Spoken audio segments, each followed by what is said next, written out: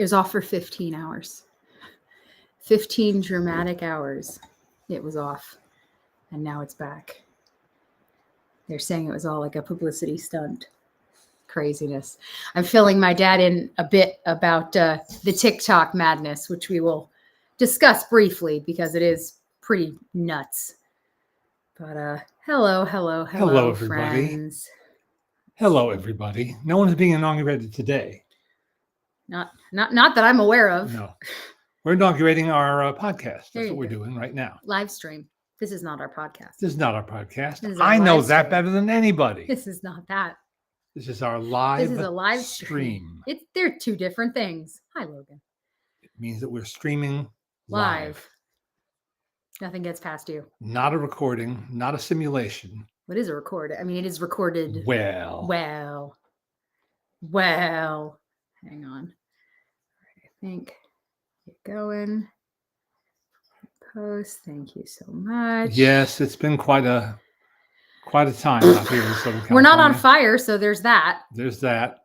And we're not buried under snow. No, well, that wouldn't have been the case in our state anyway. Well, no, but it had to be. Yes, no, back east, they are getting hit really, really hard, which is wild. It is.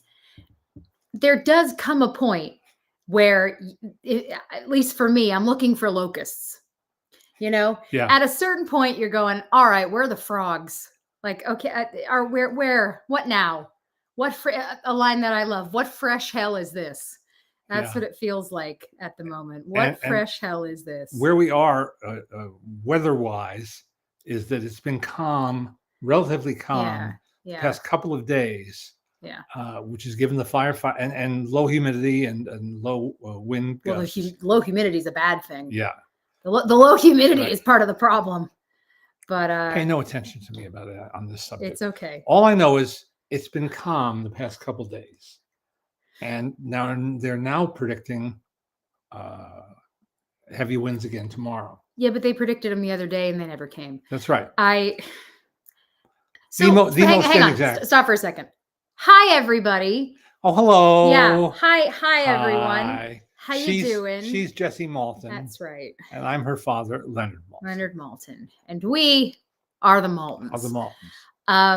Yeah, it's thank you to everybody who reached out while everything was going on and our state, our city was on fire. There came a point where I said to one of our friends, it would be easier if they told us what's not on fire. That would be faster, is if they told us what wasn't on fire. It was bonkers and very scary, obviously, and all of that. And we live in the valley, so we're lucky because we live in the flats of San Fernando Valley. Yeah. And so the good part of that, yeah, baby. What am I doing? I'm working with Grandpa, remember? This is what we do on Sundays. Go with Daddy, have so much fun. I love that you're in all tie-dye. Got the keys? Yeah, the keys are by the front door. They're on the thingy, I think. I think they are. Sorry, shoes for that? Shoes? Sure. There are shoes in the kitchen. Okay. There should be shoes in the kitchen. Come on, let's go. My husband's taking my daughter out. You'll get your shoes. You're okay. Here we go. Okay. I love you. Have fun. Thanks, Bye-bye. Days. Thank you. No. 1 second. It's okay. You're going to go play. Go play. There we go. Anyway, yeah. So the fire part of the fire was not close to us until a little bit later, as it was trying to come over the hill into the valley. That was a bit scary. We could actually see flames coming over the mountain. That was terrifying. But the biggest issue we've had is just the air. The air is awful. And the strangest part of that aspect is that it doesn't look it. Earlier on in the fires, it looked like something bad was going on. But if we showed you the view out our backyard, it's beautiful blue sky. It's beautiful like a perfect blue sunny sky. Day. Perfect sunny And day. so what's been really, really hard with that is that the dogs and the kids don't understand why they can't go outside. The dogs go out a little bit, obviously, to use the bathroom, but I'm trying to kind of keep them indoors. And then obviously all the kids are very confused as to why they can't play outside. And we have to just keep telling them because we don't want to die is why. So yeah, it's been just a really crazy time. And then because why not? This week, my husband and I both had norovirus, which has pretty much passed. I'm very grateful that it's almost over because that was miserable. So it's been a time. It has been a time here. You got one word of reassurance from your doctor that yeah, it's a very short incubation period. That was less my concern. My concern was giving it to you. Yeah. That was my real fear. Kind of my concern too. Yeah, my real fear was giving it to my parents. But thankfully, we learned that it is not passed virally. That is not how you get it. It's a whole other really gross germ thing. So that made me feel good, at least, that we're going to die alone downstairs and not affect anybody else. But it also meant that my parents had to keep Daisy entertained while me and my husband were dying. And you were champs. You were champs about it. You survived. We did the best. You survived, and you were champs. We're not near Thousand Oaks. We're not far from Thousand Oaks. We're on the same side of what we call the hill. We're on the same side. But Thousand Oaks is 30 miles away, something like that. Maybe a little less. Out here, I find that mileage is really only a relative measure of things. Yeah. Because it's where something is. This is always the joke. If you ask us to go north, no problem. Anytime you want. You want us to go to Santa Barbara right now? Let's go. You want us to go to San Diego? I'd rather shoot myself in the foot. There's always traffic going south. Do not know why. Always traffic. And it's a really ugly drive. Yep. So yeah, it is quite funny how just depending on where something is, it's rough. Yes, I know some of you guys are dealing with back east, all the snow coming in. Yeah. Which, is terrible because to me and to everybody else who grew up here, we're just going, oh my God, I love snow, but also realizing that it's not a party if you're living in it. Matt, in order to answer your question, a very specific question. Yes. Did you like the conclusion of Conclave? I didn't mind it at all, and I enjoyed the film. Yes. My wife feels, no spoiler here, my wife feels that the conclusion of Conclave negates the entire picture. That's all I'll say. Always interesting, right? Yep. Matthew says, I want to see Grandpa Leonard and grandkids talk vintage Disney shorts. So the thing is, there's only one grandkid. There's one grandkid because there's only one kid. So there's only one of me, and now there's only one of her. So, but no, Daisy doesn't have any siblings. It's just, I say, my parents did the one, and then I'm having the one because one is enough. But she is, I've said it a million times, her favorite person in the entire world, and it, is Grandpa. She will murder for Grandpa. She loves Grandpa more than anything. The things that she will do to get to Grandpa, like good luck to you. She will do anything to be near Grandpa. But she's not that interested yet in longer form entertainment. Say over 5 minutes. Yeah. And even 5 minutes might be pushing it. She very much, she loves watching TV, very into TV, and loves watching videos and learning how to do stuff. She's a big fan of that, but she doesn't have any interest in watching a movie. Some of her friends have started to. Even Bluey, which she loves. Yeah. And we love too, actually. Yeah. She won't sit and watch an episode. Yeah. She doesn't really sit and watch. She sort of just moves around. So she's, as I say, one of her little best friends has just, Thea has just fallen in love with Frozen. Thea has just hit the Frozen train. Let it go. And so now Thea has her Frozen dress and sings the songs around the house. Daisy is that's not where she's at, which is so interesting with kids, Oh, somebody was asking about the cowboy behind me and Craig, the cowboy is Gary Cooper in Northwest. Yes. That's what's Mounted Police. Yeah. Yeah. He's here. And on the bottom And we've shown you, my parents have a number of these pieces, and we've shown you some of them. These were done by Vernon Kilns Yep. in the 1939 to into the 40s. Dusty Rivers. That's the character he played. Dusty For Rivers. Cecil B. DeMille. And these are all, and they all have a facsimile of the star's Yes. autograph. Yeah. And they're signed by the woman who sculpted them. Yeah. Janice Pettit. And they're pretty darn cool looking. Yeah, Larry's saying it's a shame about the passing of Michael Schlesinger. I will tell you something really funny. We all used to travel together. So when I was growing up, my parents decided that the best way for all of us to travel as a family was to travel as a massive family. And it was a bunch of our friends who became family for us, really. We'd go on these cruises. And my dad lectured on the cruise ships, and that was actually quite a big part of our life for a while. 15 years. But there would be about 14 of us. At certain, if everybody was there was a whole heap of people. The original ringleader was Phil Serling. Yes, our mighty Phil. He was the boss in charge. But Schlesinger was a part of many of those cruises. And Schlesinger, and I say this as a Jewish person, was a Nebuchadnezzar Jew. Why do I bring that up? Because even my mother hit a wall. At every meal, Schlesinger would want to discuss the next meal. So at breakfast, it's what are we doing for lunch? At lunch, it's what are we doing for dinner? At dinner, it's what are we doing for breakfast? And you know it's bad when my mother goes, Schlesinger, we don't have to discuss food. We don't have to think about the next meal. It's going to be okay. Yeah, very funny. And it was, I really loved our group, and I loved the travels that we got to have together. And I loved getting to see the places we saw together and adventure together. Schlesinger was there when we did, and there were fewer of us on this particular trip, but we went through New Zealand and Australia. Mm-hmm. And all of us got to go visit with Peter Jackson and his wife, Fran.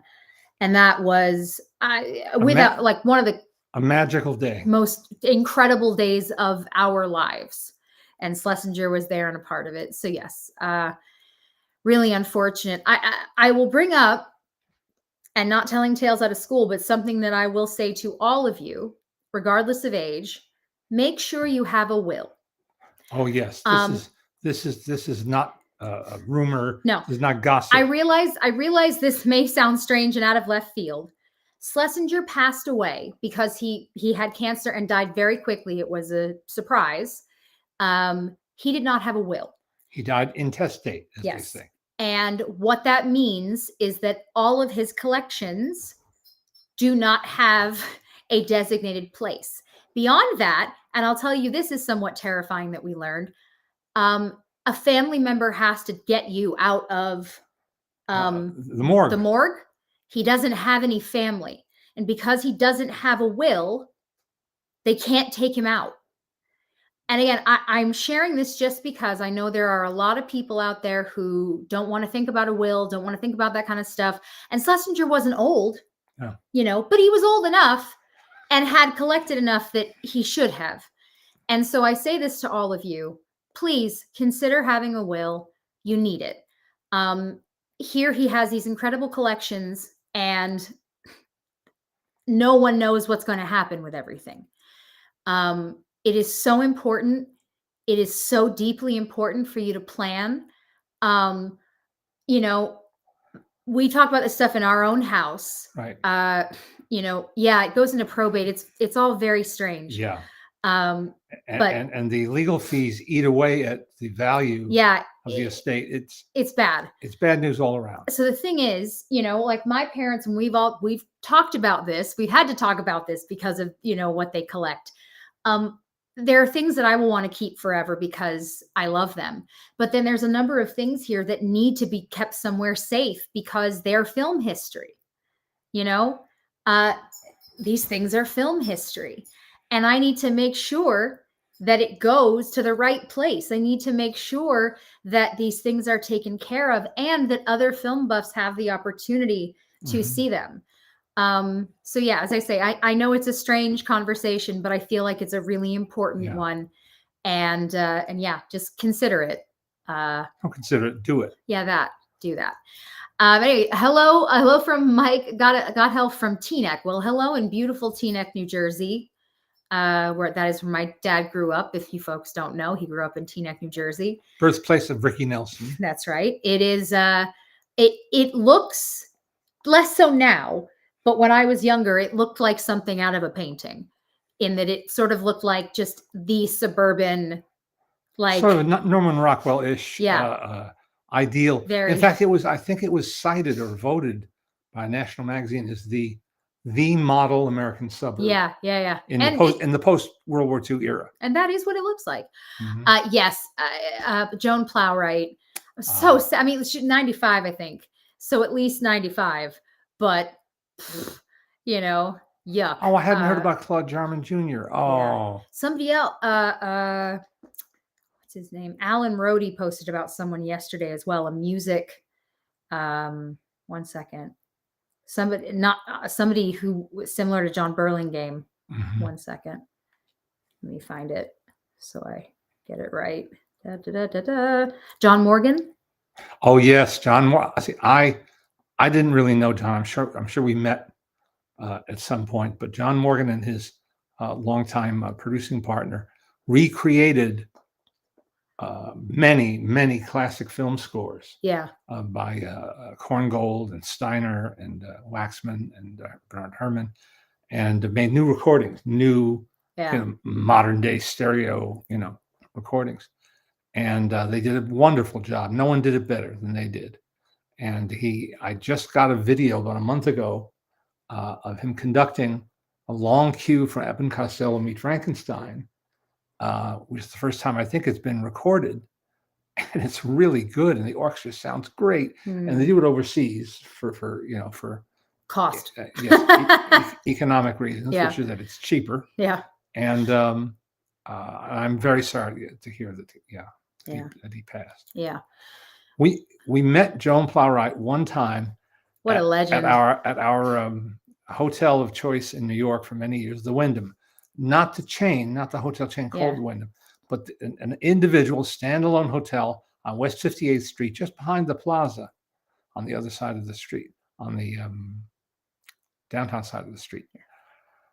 The Wyndham was owned and operated by a wonderful man named John Matos.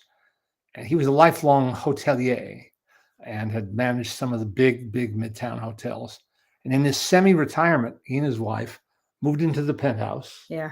And ran this hotel. And they ran it like a mom and pop store. They still had an elevator operator, or several, who worked several shifts, and a switchboard operator, who also is the one who buzzed you in through the glass door on 58th Street. And it was, we've talked about it, I think, before. It was a favorite for actors, especially British actors who were coming to work in New York. And one time we had a lovely elevator ride long conversation with Joan Plowright, who was as unpretentious and friendly as could be. And she said it kind of reminded her of England because nothing completely worked. No, I found the hotel terrifying growing up. I found it absolutely terrifying because everything groaned. Everything moved and breathed and groaned. And I hated it as a kid. I hated it. Yeah. I know my parents, we stayed here forever. We love it so much. Terrified. Mike is saying that he used to watch movies in the basement. Oh, well. At Grandma and Grandpa's house. It's Grayson Place, 77 Grayson Place. That was their house. Say it again. 77 Grayson Place. 77 Grayson Place. 77 Sunset Strip with TV show with that catchy theme song. So that's how. And it also applies to your home. Yes. To your once home. Catchy. Yes. I have looked it up on Google image, whatever it is. And the people who live there now have not changed it. Oh, okay. So it thrills me to say that it still looks like the house. When my mother sold it, because my father had a stroke. And so a 2-story house was no longer practical. And their bedroom was upstairs and right. It was too hard. And they moved to a really nice apartment in Cliffside Park, which is right next to Fort Lee, overlooking the Hudson River and with a great view of the George Washington Bridge. And they had it on the market for like 5 minutes. I think it was quite literally 12 hours. Yeah. The area that they were in became very religious, Jewish. And if you don't know, because you have to be within walking distance of a temple, if you are Orthodox or conservative, whatever, and you're going to be going to temple frequently, you have to be able to walk there, because on Friday night to Saturday night, you can't use a car. So any house that is close enough to walk to a synagogue gets sold like that. So it was 12 hours, and your parents' house sold. And I presume 12 it's the same, hours. I presume it's the same nice couple. We met them. Yeah, I think so. They were very, so very funny. nice. All the different, we talk about sometimes the different places of your life and how strange it can be to think about where you've lived and where you've been. And obviously it's always funny for me living in Los Angeles for the most part, because this is where my young life began. And so I will see people that I went to school with, or I'll see a teacher or something like that. But other places I could see people that I worked with as I got older, or folks that I performed with, whatever it is. It's very strange when your various worlds in your life collide. But yeah, yes. And obviously the other person that we lost, and I have to say, seeing all of the tributes come in are really special. But David Lynch, I love, if you haven't yet, my dad wrote a fabulous piece. I love the piece you wrote. Opshaw. Yeah, about David Lynch and his relationship to him, on the website. You can go to leonardmaltin.com and you can read the piece. It's great. And the accompanying photo, which I will not describe, is also really worth looking at. A moment in time captured for all time. I cannot believe you found it. I really cannot believe you found it, because it's perfect. But you had a couple of interactions with him over the course of many years. Yeah. And I think the thing that has come across the most in all these tributes is everybody just liked him a lot. You know? Yes, it starts with that. He was a movie buff, and he was nice. And that's part of what they loved, is that he was a nerdy movie buff. And Also, that's what he wanted to talk about. What didn't fit into the piece that I wrote, but the other sort of semi-personal connection was through our dear friend Jimmy Caron, our longtime friend, who was a lifelong actor. And if you don't know his name, you do recognize his face. He's the realtor who sells him the house in Poltergeist. He's Jane Fonda's boss in The China Syndrome. He's in everything. Yeah. Anyway, he had a part in Mulholland Falls. And he swore that David Lynch directed from a dream state. That he went like almost a trance. And that was how he directed. And he didn't say this critically, he said it admiringly. Yeah. But it was just unique. Yeah. And something that you recommend in the piece, but also that we have brought up many times over the years, is a film called Lucky. Oh, yes. Now, this is where we do use that term that Leonard loves, deliberately paced. Lucky is not quick. It is not a quick film. It's not long, but it's not a quick film. It takes its time. But it is this wonderful, weird, loving film. It's a character study, essentially. It stars Harry Dean Stanton and his former assistant of many years, a guy named Logan Sparks. He wrote this, and then the way that you describe it, and is perfect, is they must have just looked through Harry Dean's Rolodex and said, we want you, we want you, we want you, we want you. So it's cast with his cronies. He was an old-fashioned expression, which is what I like using. Yeah. It's cast with his cronies, with one exception. There's a scene in a bar, a neighborhood bar, a hangout. And a guy comes in, and I don't remember the motivation for it, but he comes in all worked up and delivers a speech, a screed, manifestation of great anger and frustration, and then leaves. It's David Lynch giving what by any measure is a great performance. It's a great performance. And I mean, he did cameos in films. Yeah, and, yeah, yeah. and he did his own voice on a couple of cartoon shows and all Yeah. that. He was a good sport about that kind of thing. But this is a performance, and it's a great piece of material Mm-hmm. for sure. Mm-hmm. But he gives a great performance, and the film is just a charmer. Yeah. And the proof of that is that while we saw it at South by Southwest in Austin, Texas, to a full house, I think, It was, yeah. and it played very well And there. then you hosted the Q. Yeah. I just have a very quick version of this story because this is why film festivals matter. And this is why the community aspect of a film festival is so incredibly important. I forget what we had seen before. Mhm. It might have been the Muppet guys talking. It might have been Maybe. the year of we'd just seen Muppet guys talking, but we're standing at the Alamo Lamar, a theater we know well. And We're sort of hanging out in the lobby. no, we were standing by the bathrooms. That's the thing. In the corridor, not Yeah, lobby, yeah. the corridor. We're up in the corridor by the back. And this guy comes over and starts talking to us and explains that he was a student of yours. And a bunch of the people that worked on this were students of my dad's at USC.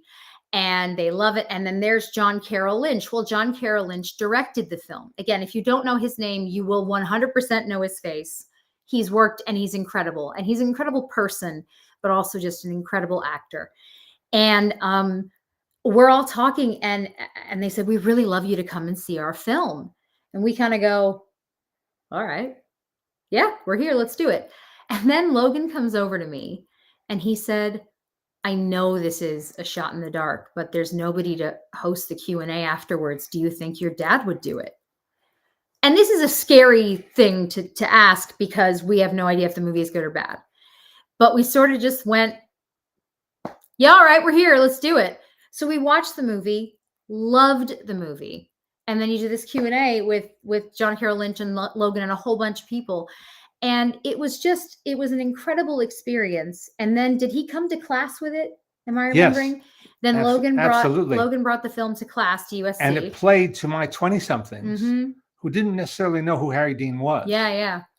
Wonderfully. Yeah. They were very receptive to it. And so it's a movie that we love telling people. Yes, Justin says, I remember in Lucky, he was missing his pet tortoise, President Roosevelt. Yeah. At the end of it, yes, yeah, there's some very funny moments with this tortoise, which is a funny phrase. But yeah, it's a movie I recommend to you, Lucky. As I say, it is slow, but it's really beautiful. And Harry Dean Stanton, especially because was it his last or one of his last? One of his last. He's just such a joy to watch. The first time I met him, it was just in passing. Mm-hmm. And I said, I've always been an admirer of yours. And he said, thank you. He says, that's very nourishing. Mm. I loved that choice of word. Mm. Isn't that wonderful? Yeah. It's something you do feed off. Yeah, you know, of course. If you're an artistic type, yeah, having somebody, give their personal approval. Yeah, it means something. It means something. Always does to me. Colorado legislature is trying to approve tax breaks for film festivals. Would Sundance move to Colorado? Well, this is actually a part of the conversation that's being had because Sundance has now hit the end of their lease, so to speak, and they can move if they want to. I don't know if they will. I don't think anybody really knows if they will. Yeah. Sundance is about to start. The festival is upon us. Yes. We'll see. I don't know. We'll see what happens. Craig saying, I'm delighted that Cameron Diaz has emerged from retirement. Yeah, she did a great interview on Graham Norton where she talked about how happy she has been to not be in the public eye and just live and be a mom and exist. And now that her kids are getting a little bit older, she feels like she wants to go back and work again. And I think that that's a really lovely place to be in, where you're ready again. I think that's a lot. Thoughts on Emilia Perez? No professional critics I know have anything good to say about it. Oh, well, you've got to look more carefully. Yeah. There are a lot of critics who think very highly of that film, and I'm one of them. I think I saw it twice. Yeah. and I liked it even more the second time. I think I appreciated it more the second time, and I think it's an audacious and possibly imperfect but terrific film. I think it's always exciting when you see something different. Mhm. I think that that's part of it. There are a lot of people who did not like the film, and it has been very interesting to see sort of the edits. So people will show a scene from the movie and then say, how could this have won awards, whatever, and you sort of think, well, you can't pick things apart in that way. No. There are a lot of things where you could take a minute out and kind of go, well, this is dumb. And if you're not in it, you don't know what else is happening. Right. I started watching The Pit last night. There's 3 episodes up so far. That's the new Noah Wyle. Mhm. I can't believe it's not ER. P.S. I read it. They wanted it to be ER. They wanted it to be a continuation, but they couldn't get, I forget if it was the John Wells estate or whichever. Oh no, John Wells is alive. It would be The other one. Michael Crichton. Yes. That his estate wouldn't go for it. So instead they're calling this a spiritual sequel. And so I watched 3 episodes and it's pretty good. It's a medical show. It's pretty good. Mhm. But there are a couple of moments where the script, you have to ask, really? And if I took them just out, it would sound like an acting class. Okay. Which is, can you remember that? I know. We're not going to talk about it. Okay. And you just go, it's not good. And we started The Bookie because of you. Oh, did you? Yeah, I think we got 2 episodes in. And So good so far. so funny. I hope it stays good because it's so good. It does so stay far. good. Okay. And we're into season 2 now. Yeah. It's not The Bookie, just Bookie. Yeah. Sorry. Well, because of working on this reference guide. For so many years, Yes, of course. We're obsessive about It's things not like September 5th. It's It's September, September 5. 5. Yeah. Go on. Go see it. Go see it. Chuck Lorre and partner Nick Baquet Something like that. created this half-hour show, which is on Max, called Bookie, with Sebastian Maniscalco in the leading role. He's a stand-up comic who also acts, as so many of them do. Yeah. And Rob Corddry is in it, and other interesting people turn up in guest roles, and it's laugh out loud funny. It's very funny. But raunchy. Yes. It's an R-rated comedy. Yes. Don't Yes. say I didn't tell you. That was- It's an R-rated comedy. There were certain moments I said to Scott, I was like, I really like thinking about my parents watching this and laughing at it. No, it is. It's very funny. And it is very, if you live in LA too, it's fun to play the game of going, oh, they're there. At one point when they're on this bridge, I said to Scott, I go, where's that? Again, my husband works in lighting and he does events and live, all this kind of stuff. And so he is all over this city. I think I can say safely he sees more of this city than we ever have. Yep. And so it pops up and he goes, oh, it's the 7th Street Bridge. And then another spot up, he goes, oh yeah, that's behind the such and such. So it is fun to play that game sometimes. Yeah. But Yes, yeah, it's very funny. Yes. It's very funny. Very, very. You guys funny. are also watching the new Billy Bob Thornton show. We went through all of it. Yeah. All 10 episodes. Yeah. Landman. Landmen. I And you keep wanting to say Landsman. Landsman, which is Yiddish. Billy Bob Thornton and Ali Larder and Colm Fiore. Oh, well, never a bad time. He's very good. Yeah. And some newcomers that I'm not familiar with. And John Hamm in a kind of an underwritten part. He didn't break a sweat doing season 1. Thank you. Anyway, we really like Billy Bob in this household. You should watch Goliath, even if it's only the first season, because after the first season, it goes down. Yeah. But that it first didn't go season, down. It went out. Yeah, that's true. Out there. But that first season of it is first season is terrific. So good. Yep. No, Billy Bob is a really talented guy. He's a really, really, really talented guy. And Landman is very satisfying. Yeah, there you go. Very satisfying. I just want to say, Steve says, saw episode 1 of The Pit, definitely ER 2.0. It is. But I kind of love seeing, because I am an ER, I watch every single episode of ER probably 5 times because it was always on TV. And I love seeing Noah Wyle now as the older doctor, where part of his whole thing on the show originally was that he was Mhm. the kid. He was the kid and all of that. So it's interesting to see him now as the senior doctor Mhm. and what that means for him. A few people are asking about The Brutalist and if you saw The Brutalist. Yes. Yes. Yes. Hang on, Nick. Yes to Bad Santa. Billy Bob is great in Bad Santa. Bad yes. Santa is a really good movie. Everybody's great in Bad Santa. He's so good in it. He's so good. Bernie Mac. Everybody, yeah. It's We've very interviewed funny. Billy for the show before on the podcast. It's years ago, but he's a fantastic interview and a really, really incredible guy. But yeah, The Brutalist. You and Mommy both extremely taken We with were it. very impressed with it and very taken in. And I think Adrian Brody's performance is an extraordinary achievement. He becomes this character, Yeah. this Hungarian refugee who survives the Holocaust and comes over on one of those boats that Mhm. cram people in. Anyway, he makes his way to the States, where he has one friend in Philadelphia who will give him a place to stay temporarily. He's an architect, and he finds a patron in Guy Pearce, Mhm. who's super rich. It's a big, it's painted on a big canvas. I Mhm. think that's the way I would say it. It's 3.5 hours long. Not an invitation to a lot of people. It's 3.5 hours long. I'm glad I spent those 3.5 hours watching this movie. I really am. Yeah. And it includes a 15-minute intermission, for which I say hooray. Yes, please. It's Yes, awfully please. good. It's awfully good. Okay, this past Thursday night. Wait, I just want to go back for a second. Nick, you're saying I'll watch it during the next holiday season.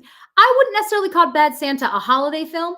I'd say you can watch it anytime at all. Not really a holiday film. Happens to be called Bad Santa. You can watch it anytime you want to. Just to go back, sorry, because I want to make sure we hit them. There have been reports that Oscar voters are not watching The Brutalist because it's so long and depressing. I would disagree. Every year there's really, really long movies. It just depends. There are some people who are really gung-ho. My friend Josh, who votes for SAG, he watches absolutely everything and is diehard about it. And I have a number of friends who are that way, where they really make an effort. My dad and my mom now, because my dad's an Academy voter, he, and this obviously he's LAFCA and all the other places that you vote for things, but it doesn't matter how long it is. You sit and you watch, and because The Brutalist has received such an incredible, I think, it's received such incredible praise, and people have been so impressed with it. I think that people are watching it. So I haven't heard anybody say anything along those lines. As for depressing, that's award season. Is most of the films are just depressing. That's just how it is. That's the joke about the Telluride Film Festival. Oh God, which sort of unofficially kicks off award season. Yeah, is that all the films are either long, depressing, slow, and or depressing. Yeah, sometimes all three.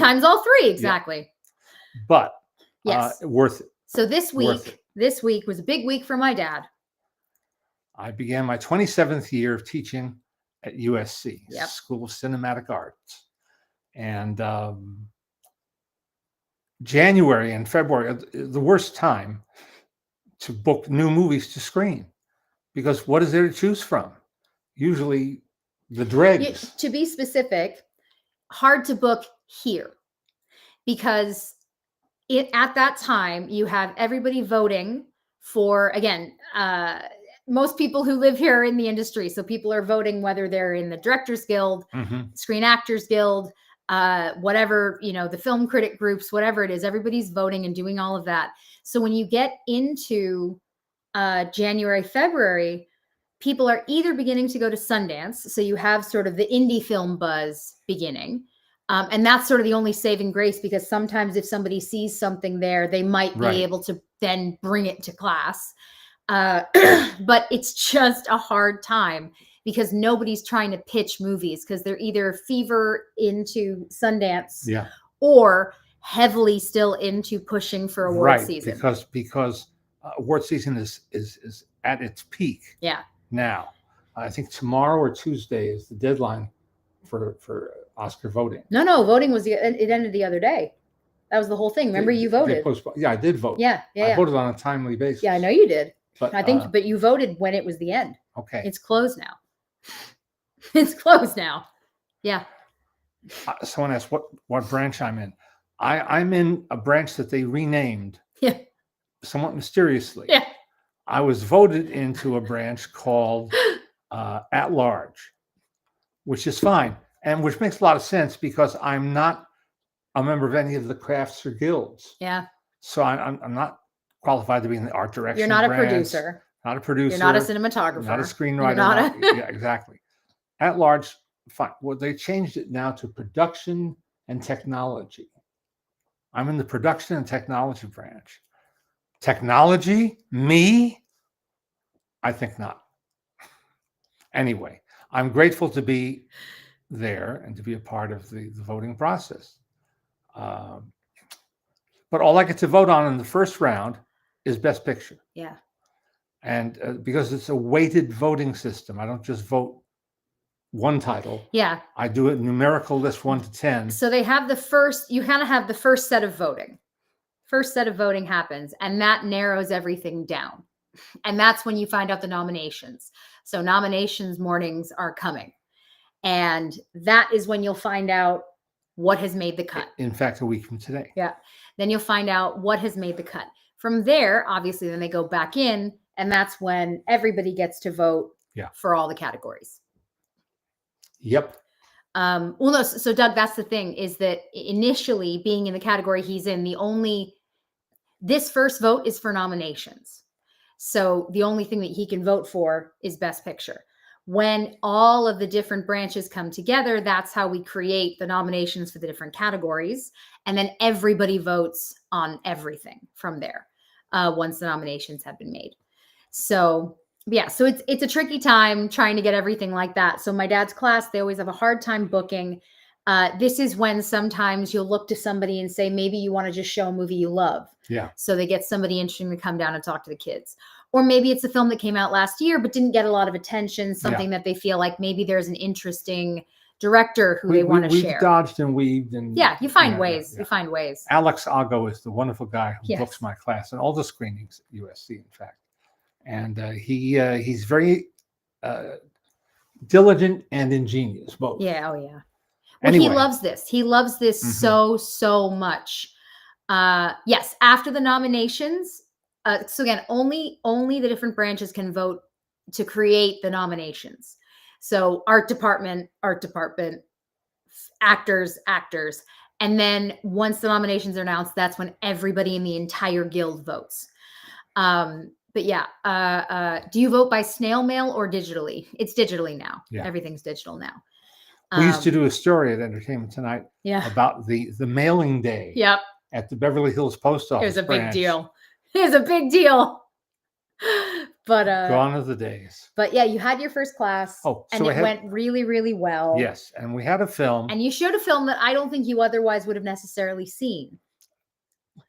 That's pretty much That's me being lot. very kind. Yes. That's me being very kind in the Yes. description. I showed a film called Something Day. One of Them Days. There you go. One of them. One days. of Them Days, starring Kiki Palmer, Yep. who I like, and a woman who goes by SZA. SZA. I just have that. My dad texted me the other day and he goes, "How do you pronounce?" and writes SZA. And I was like, and I wrote back to him, "It's like it looks, SZA. Or I should have said how my mom says scissors. That actually would have been a faster scissors. It's scissors. So there you go. All I can say about this film is that it was a pleasant surprise to me. To you. To have. It's a raucous, broadly played, farcical comedy about two best friends, two young Black women who are always in trouble. They're always, if they have money, it's only going to be because they're going to lose money. Okay. And they're going to be evicted from their apartment, which they can, barely raise the money to pay the rent. And it's a day in the life with that clock ticking of when they're going to be evicted. It makes no sense at all. It makes no sense. And it has a lot of appearances by funny folks. I just dropped her name. The one plays the principal on Abbott Elementary. She's very funny. I've never seen Abbott Elementary. Oh, okay. I'll know her Okay. name. One of them days. SZA, Vanessa Bell, Lil Rel Howery. Lil Rel Howery, Yeah. Cat Williams. Cat Williams is very funny. Yeah. Maud Apatow is the token white cast member, Perfect. and she's very good too. Is it her? I don't know. No. Go back to the top. Is it this lady? No. Well, then I don't know. Well, Hang on. It's not. This is called Dead Air, Leonard. Dead Air. No Dead good. Air. NG. No good. No good. Anyway, it played well, and my guest was its director, Lawrence Lamont, whose feature debut this is. He's You shot said a that lot like Yoda. Feature debut. This is. Go on. Sorry. I say so many things like Yoda. Though. Sorry, How do you she's funny. pluck one out? He's done a lot of music videos. He's done some television. So he's directed before. He's worked with actors before.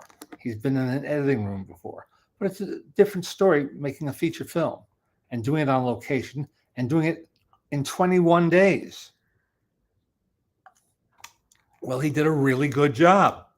And what's more, he was very engaging. And my class of almost 300 Yeah.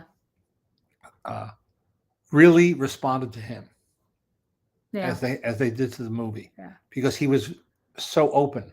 Hmm. And It makes a difference. You know, Uh, it makes a real difference with the kids. You can always tell. I really enjoyed meeting him. And for instance, he said he decided there would be no police presence in this movie, which was shot in one of the projects in LA. He didn't want to hear sirens. Huh.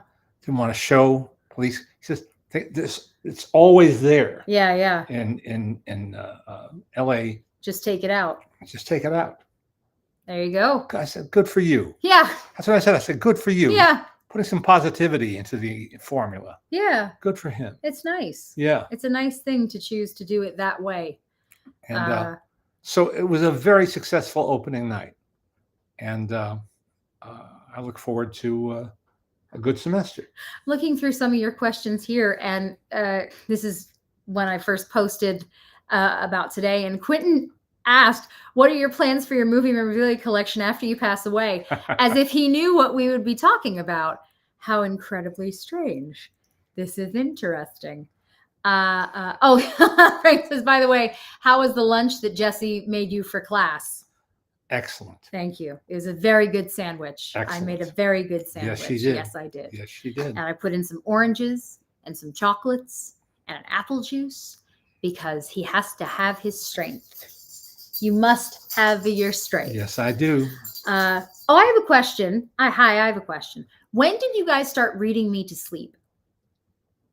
Oh, I can't remember at what age we began. Because doing I it. was trying to think about this. Daisy, my child, is more and more now she's falling asleep sort of just by falling asleep Mhm. and with less sort of required. And I was thinking about it and I was saying, I don't know when, because my parents used to read to me until I fell asleep. And they did it for years. I mean, you did it till I was like 12 or something. Yeah, well, Did you it a never fell long time. asleep. And it's true, I never fell asleep. I was never a good sleeper. But I was thinking about that. And I was wondering, I can't pinpoint. yeah. I can't pinpoint when it was. So I was also thinking about the different books because we read all the Narnia books. We read all the Laura Ingalls Wilder books. Yep. There was a bunch of others, but we had a couple of those kind of sets that I think were important and that I associate with that. Yeah. And growing And up. then when you started to read, Yeah. we were reading together the Lil Abner. Yeah. Well, collected- yeah. The collected Yeah, Lil yeah, yeah. Abner comic strips. But for the going to sleep, yeah. it was Narnia over and over again, the Mhm. 7 books there, and then the Little House on the Prairie, Laura Ingalls Mhm. Wilder books, plus the spin-off of those books. Mhm. They had a whole thing. Yeah, I say, I just was trying to think about that. You don't remember? I remember reading. What? Thank you. I remember Dr. Seuss. I remember Ballpark all it? the stuff. No, When do you think you started? no, You think she'll know? doubt it. Okay. We could try. Well, I'll tell you this. Yeah. You were 4.5 when we moved, Almost 5. Yeah. We moved to or the almost house. 5 years Yeah. old. We moved to the Toluca Lake house. Yeah. That's where I remember. I don't remember reading to you upstairs. Oh no, Daddy, I didn't move upstairs till I was like 15. Oh. So that was over. Anyway, we're Hmm. back to dead air. I just thought I would ask the question. Okay. Any Hollywood nonfiction books? My parents read me some of those Disney history books. No. These were like stories. We were reading stories. Oh yeah, For the purpose of drifting away. that's right. So yeah. Any news about Narnia on Netflix? Is that a thing?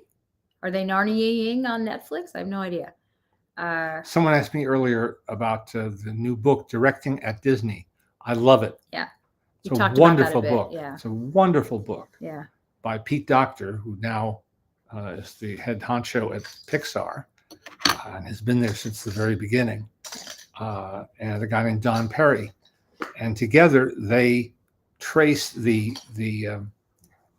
inside story of the men, and they were all men in those days, who had the unenviable task of being go-betweens Mm-hmm. between Walt and the animators on the short subjects and then on the feature films. Mm. And these are names that I've seen my whole life. Clyde Geronimi. Who the hell was Clyde Geronimi? That's a name. Yeah. Ben Sharpstein. Who was Ben Sharpstein? Was he an artist? Was he a creative contributor? Was he just a sort of a straw boss? Yeah. This book answers those questions, and in a very interesting way. They use not exactly gossip, but you get a sense of what it was like. They're saying Greta Gerwig is doing a new Narnia film. Okay. Why? I just learned that she wrote the screenplay for the new Snow White. Oh yeah. I didn't know that. Yeah. It was a whole thing. These are the ones you brought last week. But there's ones we didn't get to. Are there? Yes, there are. All right, go for it then. Did you hear of the folk horror film The Damned? I saw it, and excellent performances and sets a very potent mood. Is it like the old one or a newer one? I do not know. What is your go-to hotel when you stay at Disneyland? For me, I just stayed at the Disneyland Hotel for 2 nights, and it's the most beautiful hotel. So because we live here, we don't usually stay over. We come home after Disneyland. But we did when we have to do work at Disneyland. So like for D23, pardon me, or things like that. We stayed at the Grand Californian, which is gorgeous. It is such a beautiful hotel. It's breathtakingly beautiful, I think. And that lobby especially is just like next level. It's stunning. And we stayed at the Disneyland Hotel last July. Yeah. And it was good too. That was our first time. That's not first. One. It was just first in a long time. We stayed there when I was younger. Just a long time. We did. Since yeah. Oh yeah. Yep. Yeah, it's we don't really have a go-to. I'll tell you that we stayed once. Again, this is for D23. We stayed at the Howard Johnson, and I have to tell you, it was delightful. And it is not an official Disney hotel. No, a bunch of them. I mean, they aren't, but it was really nice, and it was also really nice to go into their little shop and buy water and not have it be $12. So I enjoyed that. No, we liked it very much. We'd go back there. Oh yeah, definitely. Okay. Well, I collect pins, so I collect all kinds of pins, and different ones have different meaning to me. And I like this one a lot. Mickey Rooney, Judy Garland, strike up the band at Lowe's. That was to promote their public personal appearance. Yeah. At Lowe's, where they did either 5 shows a day or 6. Yeah. I love this one. And ask anybody from that era who did personal appearances at New York theaters. Sometimes you didn't want to leave the theater at all while the movie was on because you'd lose the momentum. you had to be ready to be on Yeah. when between showings you come on and do your 15 minutes or whatever it is of your act. Yeah. Um, When or how did Disney pin trading begin? Years ago, I have no idea how. People are obsessive. They needed something to obsess over, and they started with that. They're insane, the pin trading thing. And I say insane because people don't even speak to each other. They just run over and stare at pins and then try to pull them off each other. It's intense. I'm all for collecting. Obviously, I live in a collecting house, but there's supposed to be joy to it. Something that my dad says is don't buy something because it's supposed to be worth money or supposed to hold its value. You don't know that. Nobody knows. So buy something because you like it. Buy something because you want it. So Yep. don't buy a pin because someone says, oh, it's going to be worth money. You don't know anything. Buy it because you enjoy it. I love this one. It is a soda pop. I wear cap. this one to some Disney events because I don't know that no one Nobody else will has have it. one. That's right. I had this turned into a pin. Yeah. Which was not as inexpensive as I hoped because they use pewter. No, they went for it. Yeah. They went for it. But I have, you can't see it now, but I have a 6-pack of Donald Duck Cola, empty bottles, but I have a As 6-pack. one does. This is a really cool one here. It says Children's Joy Hour Club, Columbia Pictures. Get it clear for you. Here it goes. And then I like ones that are for specific movies. Like here's one for Knute Rockne, All American, which starred Pat O'Brien. Yeah. And Ronald Reagan, our future president, as George Gipp, the Gipper.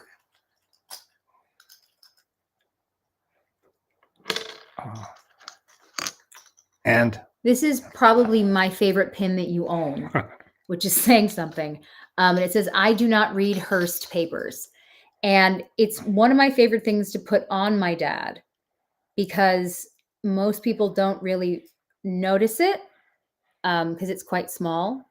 They don't usually notice it. So for me, it's one of the pins that he wears just for us. And then if someone does notice it, it makes it that much better to then see their faces because it's funny. This is another really good one. Warner Brothers 1004 Lincoln Theater Kiddies Club. I wonder what being a member of that kiddies club got you. Apparently just this pin. As far as we know, just this pin. Just that. Just this one singular pin. Hang on. You've got here. You have Will Rogers. He choose to run. Yes, that's a good one. CHEWS. He choose to run. You wonder who Leonard Maltin will bequeath all of his collectibles to. Well, different places. That's the point. You know? Well, yes, and this is a good one too. Very specific one. It depends. As I say, there's some things that I want to keep forever because I love them, and then there's stuff that, as I say, it needs to be either on display or just needs to go to the right place. I mean, obviously, we joke all the time that I'm just going to have a really epic yard sale, but yeah, these things are important. The books are important. You have some books that I don't think exist in other places. And yeah, the memorabilia, obviously the posters, everything like that. And it's becoming troublesome. I don't want to go on too long a tangent, but I've come to learn that archives are run by human beings. Yeah. And if you love an archive, chances are it's because the person or people who run it do a good job. Yeah. Or are personable, are friendly, et cetera, et cetera, et cetera. And I could name a bunch of those. Yeah. What happens when they retire? Mm-hmm. It's tricky. It's a really tricky situation. The whole tenor of the place can change. Mm. Their outlook can change. Their policies can change. Yeah. And so it's. So this one says, keep America free to laugh at the great dictator. Because when Charlie Chaplin made that film, which was controversial the minute he announced he was doing it, and that he would play Adolf Hitler or a version of Adolf Hitler, Yeah. Adolf Hinkle. There were a lot of people in Hollywood who tried to convince him not to do it Yeah. Understandably. because it was like waving a red, Yeah. red flag in front Yeah, of a yeah. bull. Yeah. And but he stuck to his guns, and then not only was it a great film, it was a successful film. Mm. So he sort of had the last laugh. Yeah. Although he, in retrospect, he said if he'd known about the concentration camps, he wouldn't have been able to make that film. Yeah. It's hard. It's Yeah. everything's, looking back. Right. 1 second. Well, they What always happened in say- the Critics' Choice Awards? So, because of the fires, a lot of events were moved, Mhm. and it's actually going to be extremely chaotic over the next few weeks Yep. because they're having to jam back in a bunch of events that were moved. So, as of now, Critics' Choice is Friday the Friday. 7th. Yep. Friday Friday the evening, the 7th? 7th, at Barker Hangar. At the Barker Hangar, which is where it was supposed to be. So we will be there for that. And Lafka's moving around. Everybody's just sort of do-si-doing, trying to find things. slots. It's really hard. So yeah, we'll see what happens. Priscilla Dean and Eddie Polo in The Gray Ghost, Universal. Little guy here.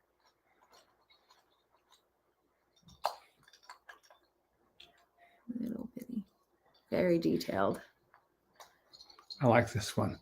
Yeah, well, yeah. This is another one. This is another one that you wear for us. Like we Yeah. just enjoy it. This one says all New York goes to the Roxy. There's just another that The makes Roxy us was smile. the biggest theater, I think, in the world, not just in America. Yeah. The Academy Award nominations morning, which usually happens in person, they decided to just have it be virtual. So there's no press. They're not doing a big event like they usually do. It's just going to be announced in the morning. And the reason that they moved that is because they moved voting a little further out, because that way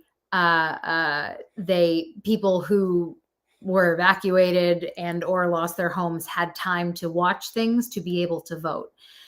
So everything just got shoved over a bit. What about the Independent Spirit Awards? They can't have them in Santa Monica, can they? Yeah, of course they can. Spirit Awards are February 21st or something like that. I have it written down. And I'll be working again, which brings me great joy. February 22nd are the Spirit Awards. They'll be in Santa Monica like they always are, on the beach. And we'll be there. I will be there working, which is my favorite. Which movies did Leonard vote for Best Picture?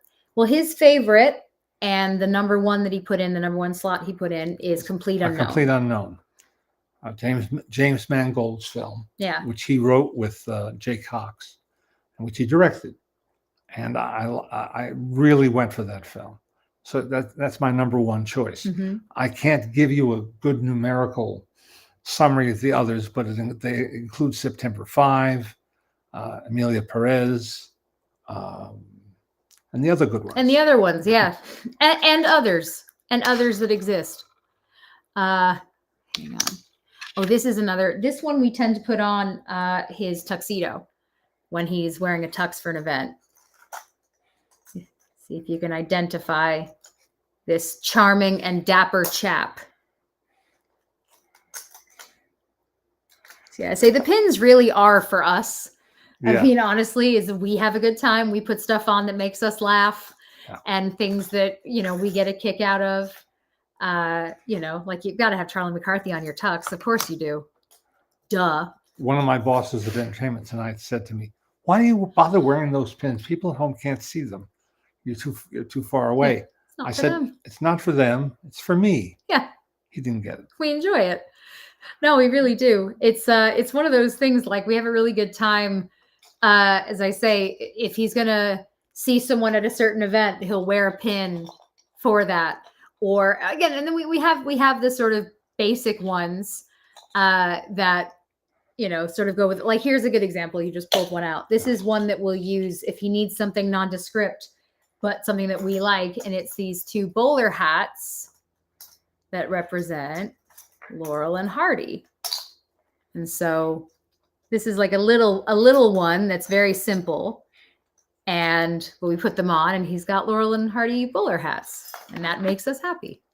You're holding one in your hand that we've had for a while. This has nothing to do Nope. with, well, It is, but with the other one. this is a Nosferatu pen that has double meaning, double Significance. because it was from the Swiss Cinema Archive, and it was given to me as a gift by Bill Everson and his wife Karen. Yeah. When they were visiting there, they knew I liked pins, and they brought me 3 or 4. And so it was so kind of them, thoughtful of them. Yeah. But that's Max Schreck. That is not anybody else. Yeah. Past or Wearing present. Mortimer Snurd on a tux would be like wearing brown shoes with black pants. I would say that my dad and most of his friends would disagree with you because there's never a bad time for Mortimer Snurd. I don't think that we have a Mortimer Snurd pin, and shame on us for that. Yeah. But I understand where you're coming from. I do get that. These are not pins. These are for a charm bracelet. Yeah. Hang on. There's little Sterling. Hang on. Sterling Hayden. John. Is it Lund?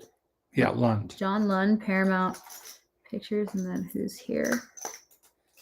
Alan Ladd. Bob Hope.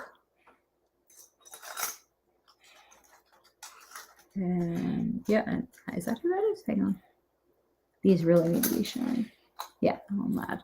These little, I'm staring because they're tiny here.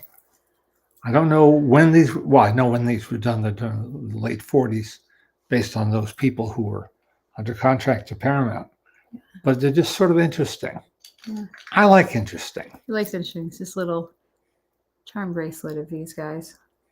And again, you know, we say this every time we show you the pins, but it's blows my mind is just how old some of them are. You know, we've got 100 years old in here and older at this point. Yep. And that's just kind of Did crazy I to think did I already about. tell the story about who responded to this pin? I don't know. This is Tom Mix when he was touring with Cells Floto Circus. Brain Circus. Yeah. After his years of stardom. And it was at a Lafka dinner, and Sissy Spacek was there. And she looked at, she said, I used to live in Tom Mix's house. I said, you're kidding. And he said, no, she said, on Laurel Canyon. And I knew exactly where she meant. How funny. So she says, you know, it was the 70s. You know, it was the 70s. Yes, ma'am. Communal living. and all Yeah, that. yeah. Oh, I'm sure Sissy Spacek in the 70s was having a grand old time. Is there anything else you want to share before we go? Nope. I think we've done it. All right. Well, because everything's moved around, we should see you next Sunday. Because I don't. Oh, wait. What is next Sunday? What is the date next Sunday? Is next Sunday Saturn Awards? Is next Sunday the 2nd? No. No, we're not there yet. We're still okay. I don't know where we are, what day it is, if that hasn't come through Wait. in all of these. Doesn't the computer tell us? The computer tells us it's the 19th. I was just checking to make sure that there's another weekend. Yes. This weekend, Sunday, is the 26th, and we have nothing on the 26th. So we will see you next Sunday. Everybody, please take good care of yourselves. If you are in, that was a good one. Yeah. If you are in Los Angeles and dealing with all of the craziness here, please take good care of yourselves. If you're going to be outside for any given amount of time, wear a mask. The air is gross. I've been coughing like crazy since all of this started. Please take good care of yourselves, everybody. Please, please, please. So we'll see you next week. Be kind.